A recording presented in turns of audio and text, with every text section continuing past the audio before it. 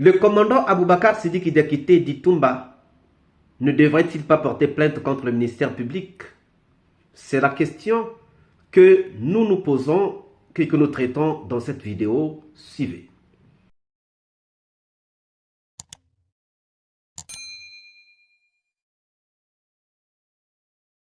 Bonjour, bonsoir, cela dépend de l'heure à laquelle vous regardez cette vidéo. Bienvenue si vous nous découvrez pour une première fois. Encore un réel plaisir pour moi de venir devant vos écrans vous exposer les analyses de Soleil d'Afrique. Chers amis, il y a une question que nous traitons aujourd'hui. Face à ce que le commandant Toumba est en train de subir, face à ce que le commandant Toumba a souvent subi dans ce procès des massacres du 28 septembre 2009, ou encore avant le procès des massacres du 28 septembre 2009, le commandant Toumba ne devrait-il pas porter plainte contre le ministère public? D'abord, il faut noter que le commandant Toumba a été injustement traité à la maison centrale. Le commandant Toumba a été injustement traité. Nous pouvons dire que le commandant Toumba a été maltraité à la maison centrale. Vous vous souviendrez que la loi dit que lorsqu'il y a un mandat de dépôt, le mandat de dépôt, c'est ce mandat qui emmène quelqu'un dans une prison. Quand le mandat de dépôt n'est pas renouvelé, l'accusé ou l'inculpé devrait être libéré. Parce que son droit de séjour à la prison est garanti par le mandat de dépôt. Donc, le mandat de dépôt devient comme un loyer qu'on a payé. Et lorsque le mandat de dépôt expire, le prisonnier n'a plus le droit d'être en prison. Lorsque le mandat de dépôt expire, le prisonnier doit être libéré. Maître Sylla nous l'a bien expliqué. Maître Paul Yomba aussi nous l'avait bien expliqué. Chers amis, suivez d'abord cet extrait d'un des conseils de Toumba. Avant donc d'entamer la plaidoirie proprement dite, après cet exposé des faits, vous avez dû comprendre que tout était orienté contre mon commandant Aboubakar Diakité d'Itumba.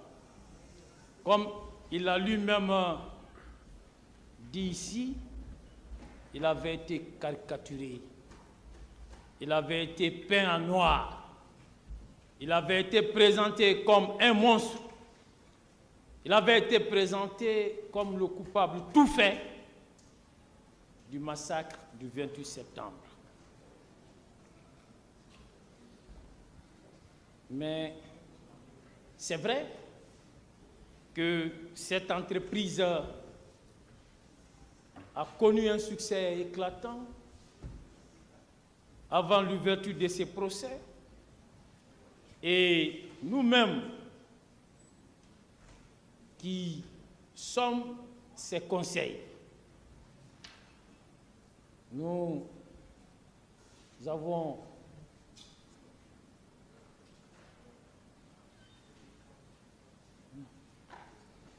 Qu'est-ce qui se passe?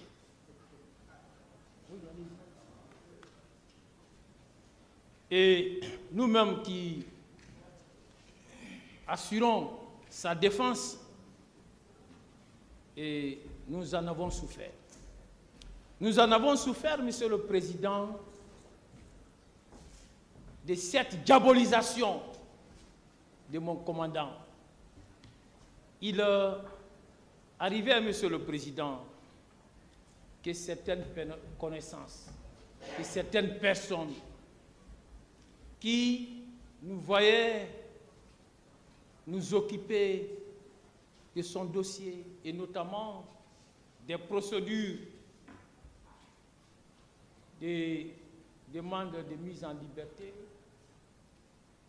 ne se gênaient pas en nous disant « Eh maître, c'est Toumba que vous défendez ?» Comme si mon commandant était indéfendable.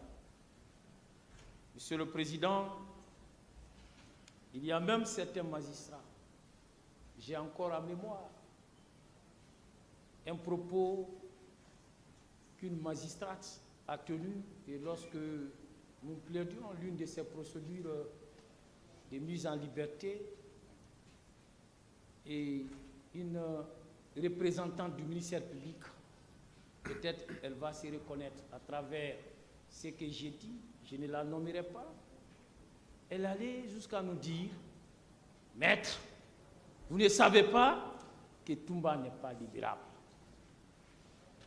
Vous voyez jusqu'où le mépris a été poussé. Cette magistrate a conçu un concept qui n'existe pas en droit, juste parce qu'on avait fait de mon commandant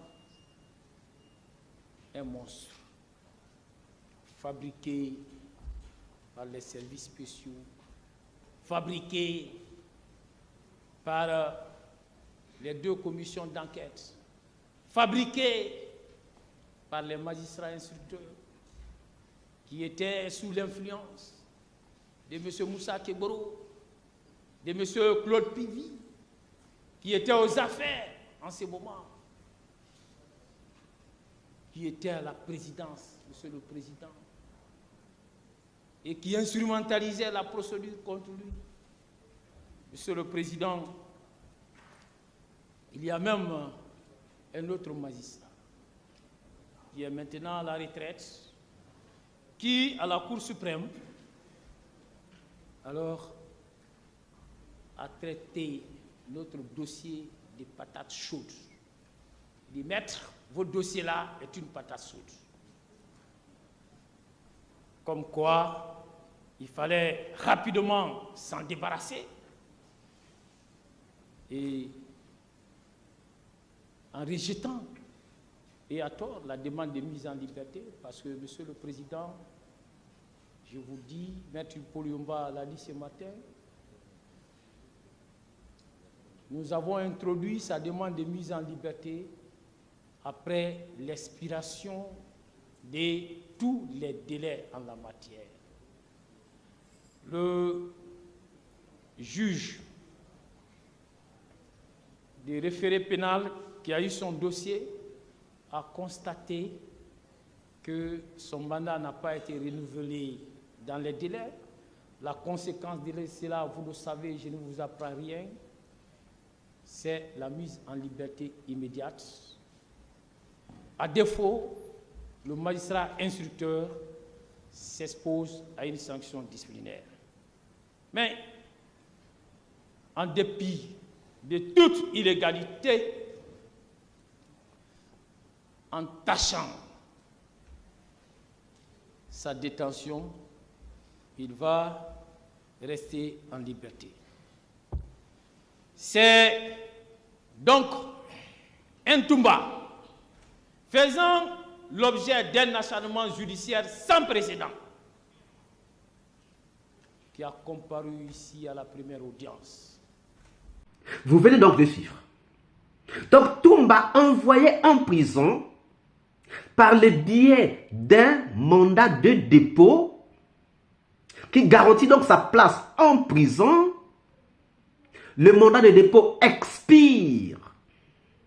Cependant, Toumba reste en prison, on ne le libère pas. La loi va encore plus loin en disant que des poursuites, des sanctions peuvent même être prises à l'encontre du juge d'instruction qui maintient donc quelqu'un en prison alors que ce mandat de dépôt a expiré.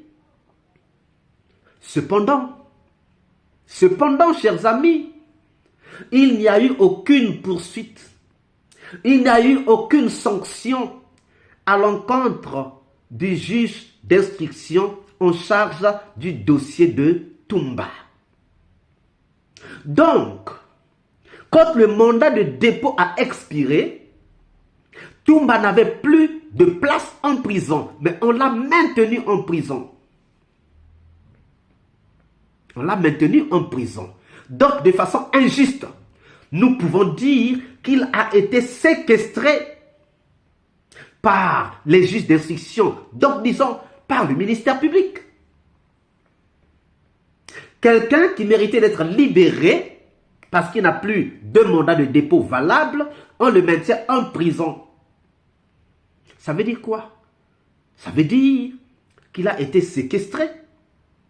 Il n'y a pas seulement Tchekboro qui a séquestré les gens, même le ministère public a séquestré Toumba. La preuve est là. Deuxièmement, le commandant Toumba a failli être empoisonné en prison, à la maison centrale. On a déjà fait une vidéo sur ça. Les médecins sont venus faire un prélèvement, ils sont partis, ils sont revenus pour faire un autre prélèvement. Heureusement que Toumba était vigilant. Heureusement que Toumba comprenait les enjeux qui étaient autour de sa personne à la maison centrale. Mais, y a-t-il eu un procès contre ceux qui ont voulu attenter à la vie de Toumba? Y a-t-il eu un procès contre ceux qui ont voulu empoisonner Toumba? Alors qu'il se trouvait à la maison centrale, alors qu'il avait été emmené à la maison centrale par le ministère public. Qu'est-ce que le ministère public a fait à l'encontre de ces gens qui ont voulu empoisonner Toumba? Rien. Chers amis, Toumba développe une maladie en prison. Toumba est malade. On ne veut pas le soigner. Même pendant que son mandat de dépôt a expiré et qu'il mérite la liberté, on ne veut pas le libérer pour qu'il se fasse soigner. Est-ce normal ou anormal?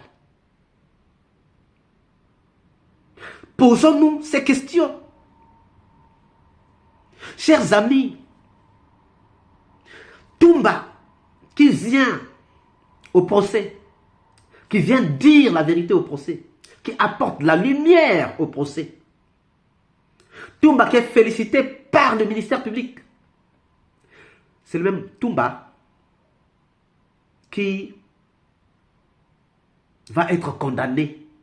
Parce que le ministère public, le même ministère public qui l'avait félicité, a requis 15 ans d'emprisonnement contre lui. Est-ce normal? Ou bien le ministère public veut dire qu'il s'est trompé en félicitant Toumba? Peut-être. Chers amis, Toumba vient au procès. Il apporte la lumière au procès. Le même Toumba est condamné. Toumba, il y a quelques jours, évanoui dans sa cellule pendant 3 jours. On ne se rend pas compte que Toumba s'est évanoui pendant 3 jours. Et si Toumba était mort? Chers amis, mais en réalité, il fallait qu'il y ait un contrôle.